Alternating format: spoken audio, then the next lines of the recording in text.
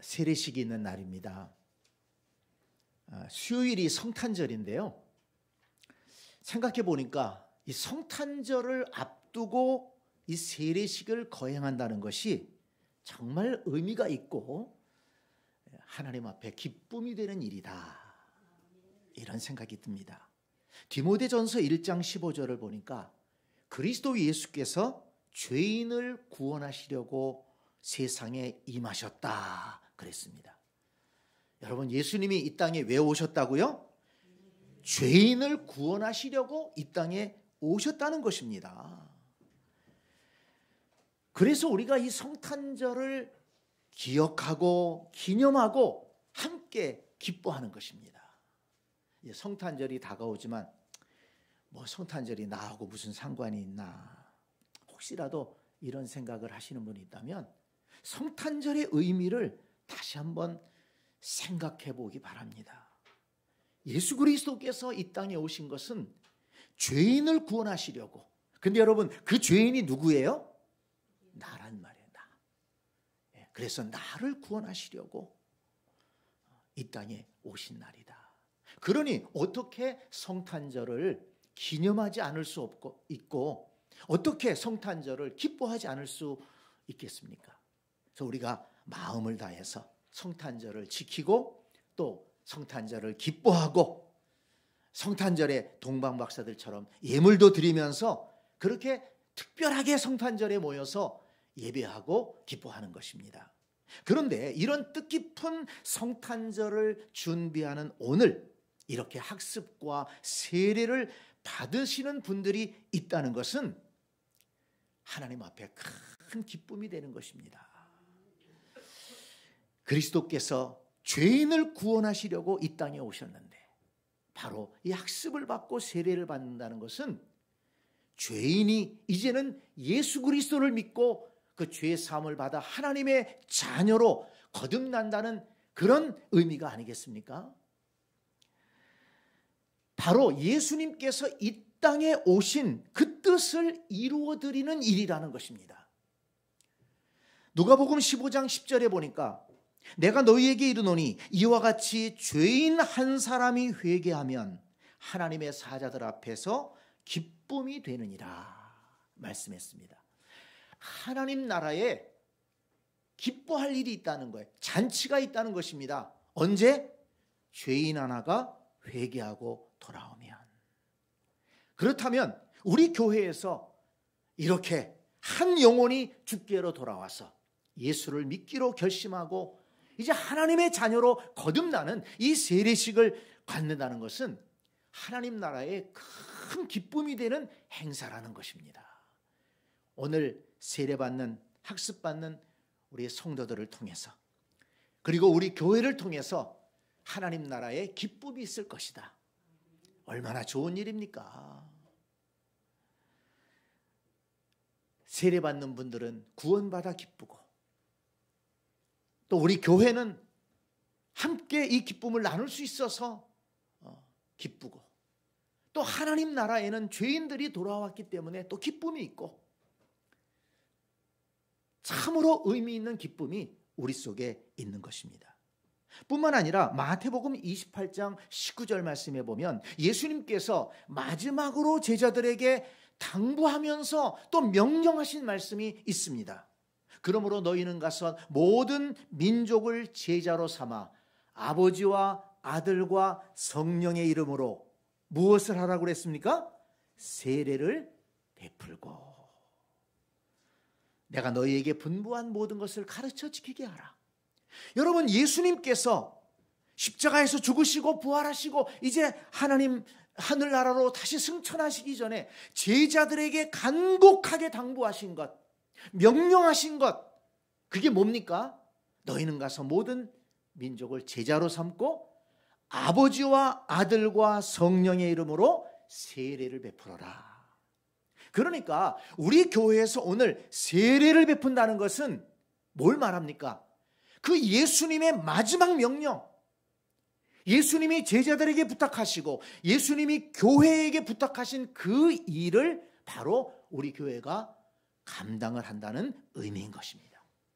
자, 그렇다면 예수님께서 그렇게 마지막으로 당부하신 그 일을 우리가 감당한다면 이 세례식이 얼마나 주님에게 기쁨이 되겠습니까? 그러므로 오늘 보통 주일들도 우리 복된 주일이지만 오늘은 우리에게 더 의미가 있고 더 복된 주일인 줄로 믿습니다. 그래서 오늘 이 복된 주일에 세례식을 가지면서 세례의 의미와 세례가 주는 은혜에 대해서 다시 한번 말씀을 드리면서 우리가 세례의 은혜를 경험하는 시간 갖기를 원합니다. 여러분, 우리 대부분 성도들이 세례를 이미 받으셨는데 세례가 무엇입니까? 세례를 왜 받아야 됩니까? 그리고 세례받은 자에게 주시는 하나님의 은혜가 무엇입니까? 이미 세례를 받으신 성도님들도 오늘 말씀을 듣고 다시 한번 세례를 생각하고 이 말씀을 마음에 새기고 믿음을 새롭게 하는 그런 계기가 될 수 있기를 바랍니다. 저는 세례받은 것이 고등학교 1학년 때 받았어요. 세례를 주일날 이렇게 받는데 또 마침 담임 목사님이 세례를 주셔야 되는데 담임 목사님이 미국에 볼 일이 있어서 가셨다가 비행기가 문제가 생겨가지고 담임 목사님이 못 오셨어요. 그래가지고 부목사님이 그날 정해진 거니까 세례를 주셨어요. 근데 생각해 보니까 고등학교 1학년 때 사실 철 모르고 세례를 받은 것 같아요. 그러나 분명한 믿음은 있었습니다. 믿음은 있었기 때문에 세례는 받았는데 그 당시에는 이 세례가 얼마나 중요하고 그 세례의 축복이 무엇인가를 잘 알지 못했던 것 같아요. 그러나 신앙생활을 해오면서 세례 받는다는 것이 얼마나 중요한 일인지, 그리고 이번에 다시 이 말씀을 준비하면서 이 하나님의 은혜로 세례를 받았다는 것이 참 복된 일이구나, 오늘 다시 한번 깨닫게 되었습니다. 오늘 우리 이미 세례를 받으신 분들, 오래전에 세례 받아서 가물가물하신 분들도 세례의 의미를 다시 한번 깨닫고 자신의 믿음을 새롭게 하는 그런 시간 될 수 있기를 바랍니다. 그리고 오늘 세례 받으시는 분들은 더 이 말씀을 마음에 두고 세례의 은혜를 누리실 수 있기를 바랍니다. 자, 여러분, 세례가 무엇입니까? 세례의 의미는 무엇입니까? 세례는 헬라어로 밥티스마라고 하는데요, 여기에는 두 가지 의미가 있습니다. 첫째는 씻는다는 의미입니다. 세례는 씻는 것이다. 한자로도 세례는, 세자는 뭡니까? 씻을 세자예요. 우리가 세수한다, 세족식, 세면대, 씻는다라는 뜻이 있습니다. 세례가 뭐냐? 여러분 꼭 기억하세요. 씻는 것입니다. 그럼 뭘 씻습니까? 죄를 씻는 것입니다. 오늘 본문에서 말씀합니다. 베드로가 이르되 너희가 회개하여 각각 예수 그리스도의 이름으로 세례를 받고 죄 사함을 받으라. 세례를 받고 죄 사함을 받으라 그랬습니다. 사도행전 22장 16절에 보니까 일어나 주의 이름을 불러 세례를 받고 너의 죄를 씻으라 그랬습니다. 세례를 받고 너의 죄를 씻으라. 네, 세례를 받고 죄 사함을 받으라, 세례를 받고 죄 씻음을 받으라, 같은 말이죠. 여러분, 왜 죄를 씻어야 됩니까? 모든 사람이 하나님 앞에 죄인이기 때문입니다. 모든 사람은 원죄를 가지고 태어나요. 아담과 하와의 후예이기 때문에 그렇습니다. 원죄라는 것은 마음속에 죄성을 가지고 태어난다는 것입니다. 그래서 누가 죄 짓는 것을 가르쳐주지 않아도, 누가 죄 짓는 것을 가르쳐주지 않아도 사람은 알아서 죄를 지어요. 다른 사람 미워하고 욕심부리고 갈등을 일으키고 그것이 점점 더 커지다 보면 싸움이 되고, 미움이 더 심해지다 보면 폭력이 나오고, 또 분노가 가득 차게 되면 사람을 해치는 일까지 일어나지 않습니까?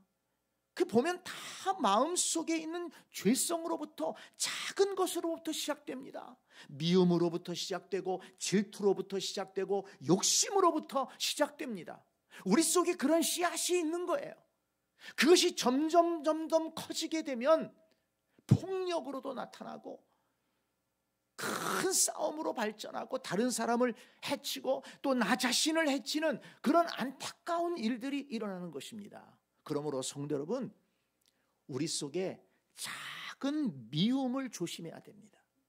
그 작은 미움이 큰 미움이 되고, 그것이 싸움이 되고 다툼이 되는 것입니다. 우리 속에 있는 작은 욕심을 조심해야 되는 거예요. 그 작은 욕심이 커지면 탐심이 되고, 그 탐심이 커지게 되면 도둑질도 하게 되고, 해서는 안 될 짓을 하면서 다른 사람에게 피해를 주고, 또 자기 자신도 인생을 어렵게 되는 것 아니겠습니까? 여러분, 우리 속에 있는 이 작은 미움, 작은 욕심, 작게 일어나는 이 시기의 마음들, 여러분 그런 것들 작게 생각하지 마시고, 우리 속에 있는 이 작은 이 죄의 시작들, 죄의 씨앗을 예수 그리스도 안에서 씻어버리고, 그리고 그 죄의 씨앗들을 눌러버릴 수 있는 그런 믿음의 성도들이 될 수 있기를 간절히 축원합니다. 여러분 보세요. 사람 사는 곳이면은요, 사람이 많이 모인 도시만 죄를 짓는 게 아니에요.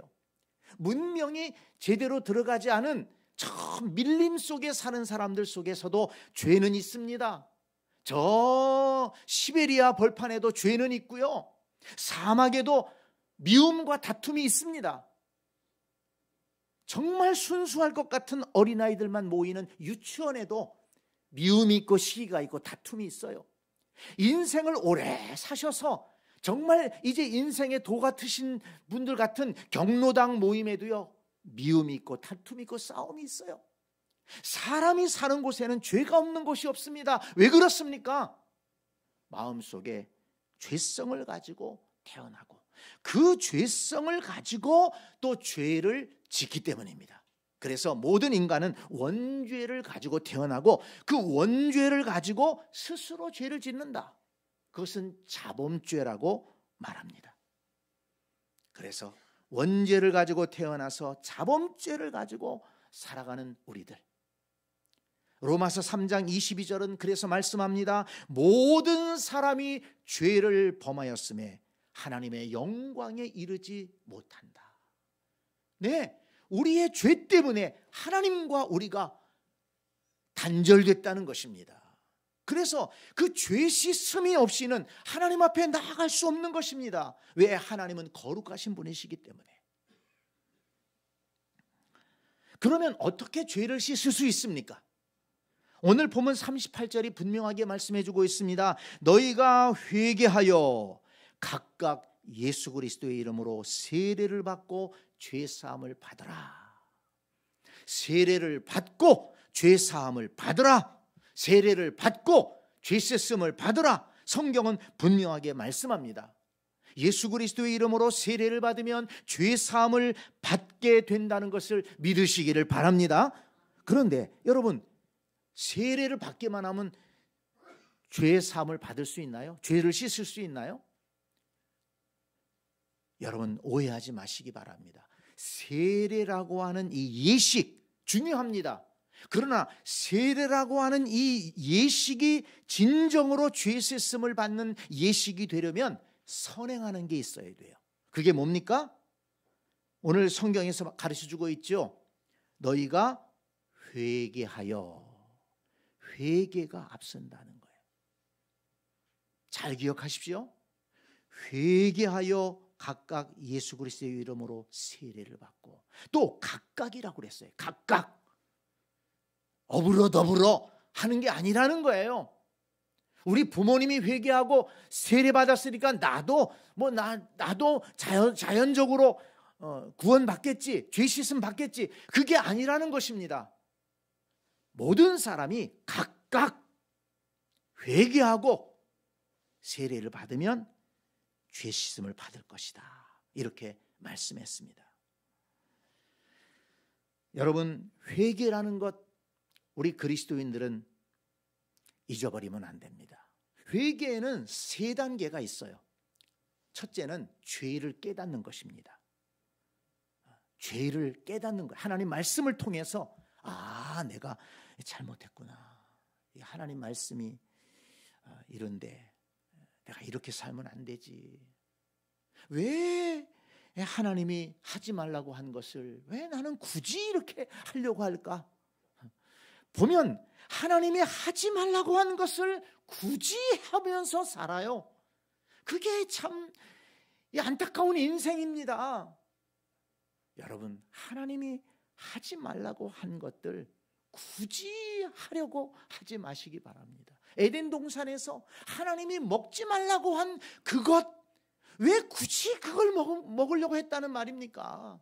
안 그래도 먹을 게 많은데, 안 그래도 충분한 먹을거리가 있고 즐길거리가 있는데 왜 하나님이 하지 말라고 한 그것, 굳이 그걸 해가지고 이 세상에 죄가 들어오게 했다는 말입니까? 근데 여러분, 아담과 하와를 욕하지 마세요. 바로 우리 인생들이 그렇다는 것입니다. 왜 사람들은 하나님이 하지 말라고 한 것 굳이 하려고 할까요? 여러분, 이걸 깨달아야 됩니다.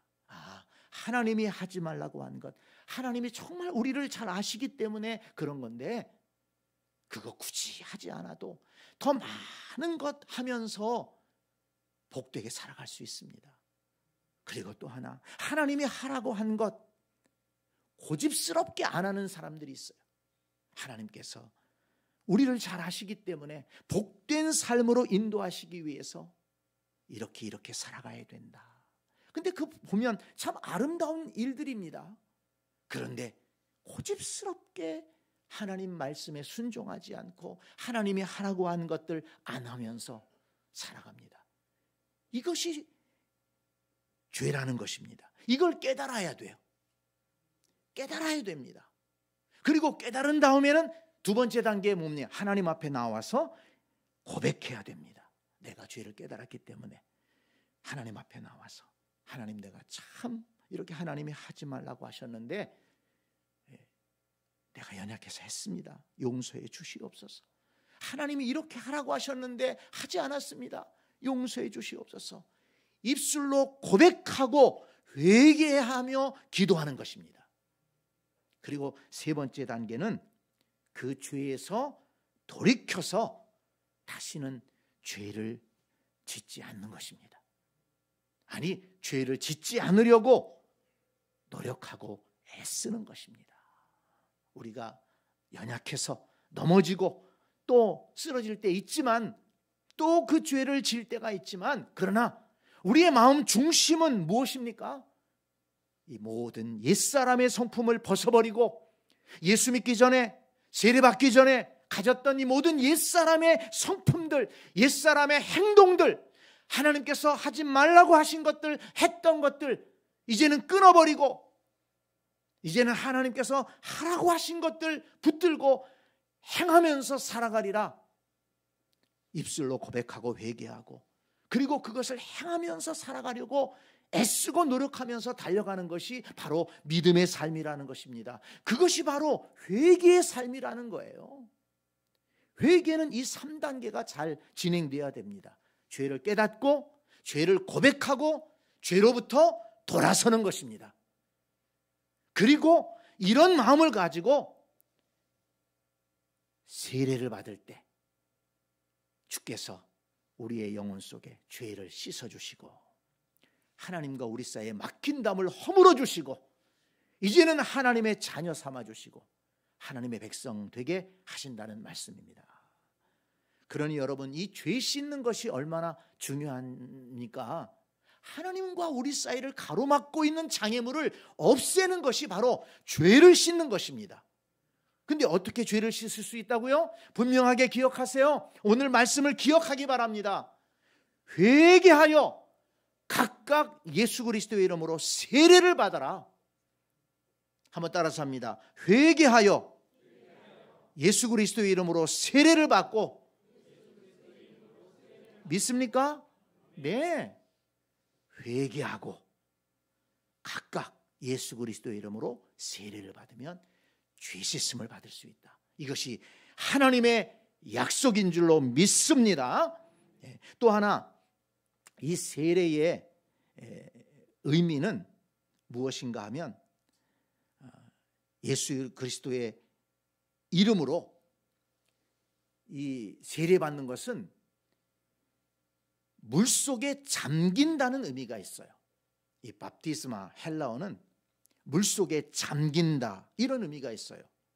그래서 원래 세례를 받을 때는 강으로 데려가서 물속에다가 담궜다가 건져내는 그런 예식으로 했습니다.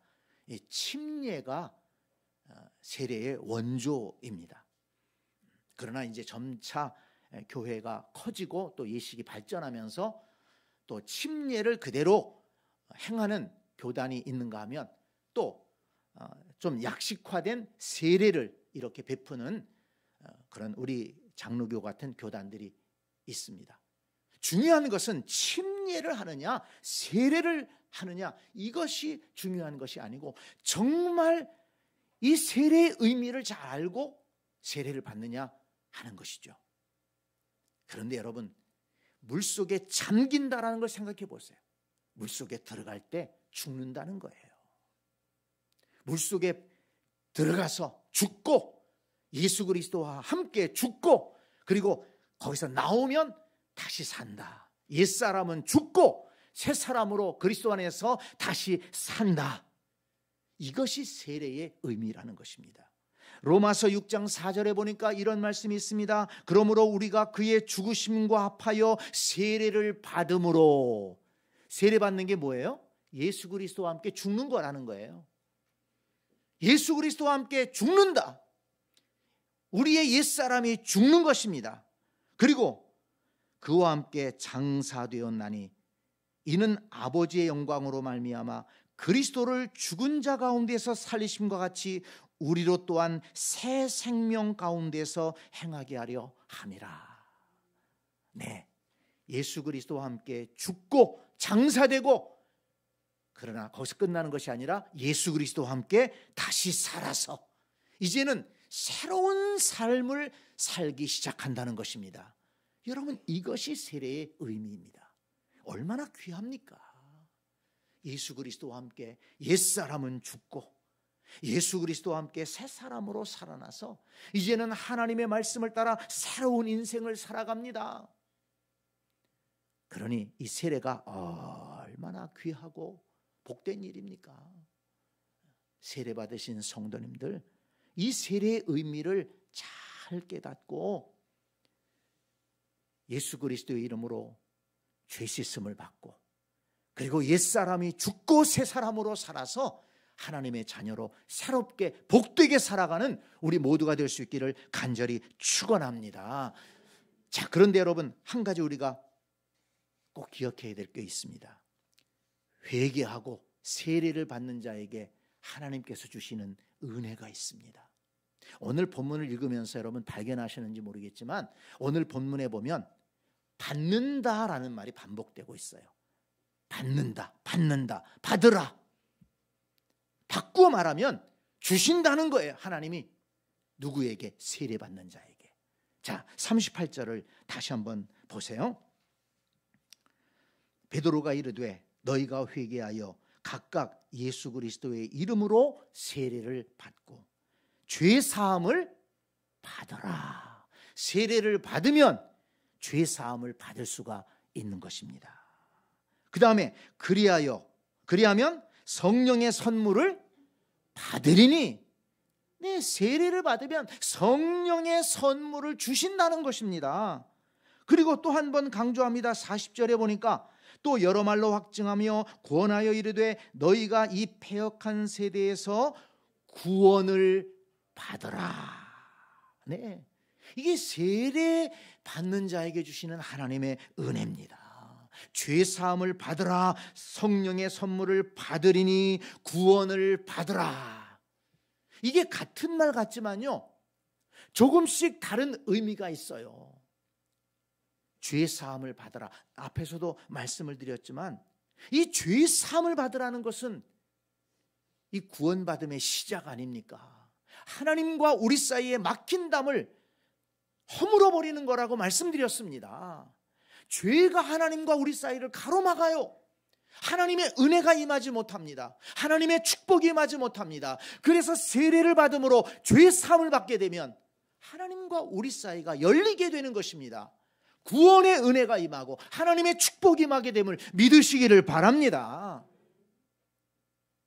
또 하나, 성령을 선물로 주신다고 했습니다.